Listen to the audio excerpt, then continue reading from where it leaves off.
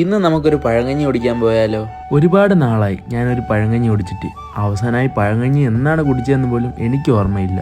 അതുകൊണ്ട് തന്നെ ഞാനും എൻ്റെ ക്രൂവിലുള്ള എല്ലാവരും കൂടി ചേർന്ന് നമ്മുടെ വീടിൻ്റെ അവിടെ നിന്ന് 42 കിലോമീറ്റർ ദൂരെ നെട്ടയിലെ സായി ഹോട്ടലിൽ പഴങ്കഞ്ഞി കുടിക്കാൻ വന്നേക്കുവാണ്. നിങ്ങളെല്ലാവരും ആലോചിക്കുന്നുണ്ടാവും എന്തിനാണ് ഇത്രയും ദൂരെ വന്ന് പഴങ്കഞ്ഞി കുടിക്കുന്നതെന്ന്.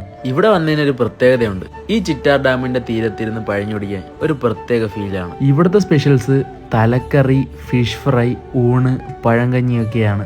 നമുക്ക് ഏത് മീൻ വേണമെന്ന് സെലക്ട് ചെയ്ത് കൊടുത്താൽ അവരപ്പോൾ തന്നെ നമുക്ക് ഫ്രൈ ചെയ്ത് തരും. പഴങ്കഞ്ഞിയിൽ കപ്പയും തൈരും മാങ്ങാച്ചാറും സവാളയും ഉണക്കമുളക് കരിവാട് എൻ്റെ മോനെ കണ്ടെന്ന് എൻ്റെ വായിൽ തന്നെ വെള്ളം വന്ന്. കുറേ നാൾക്ക് ശേഷം പഴങ്കഞ്ഞി കുടിച്ചതുകൊണ്ട് തന്നെ അടിപൊളി ടേസ്റ്റ് ആയിരുന്നു. ട്രിവാൻഡ്രത്ത് പലയിടത്ത് പഴങ്കഞ്ഞി കിട്ടുമെങ്കിലും ഈ ഡാമിന്റെ സൈഡിൽ ഇരുന്ന് കഴിക്കാൻ ഒരു പ്രത്യേക രസമാണ്. ഇവിടെ പഴങ്കഞ്ഞി വെറും 100 രൂപയേ ഉള്ളൂ. നിങ്ങൾക്കും വെറൈറ്റി ആയിട്ട് ഡാമിന്റെ തീരത്തിരുന്ന് പഴങ്കഞ്ഞി കുടിക്കണമെങ്കിൽ നമ്മുടെ നെട്ടയത്തുള്ള സായി ഹോട്ടലിലേക്ക് വരാം. അങ്ങനെ ഞങ്ങൾ ഇവിടെ നിന്ന് ഇറങ്ങുവാണ്. അപ്പോൾ bye from Joy by Bijoy.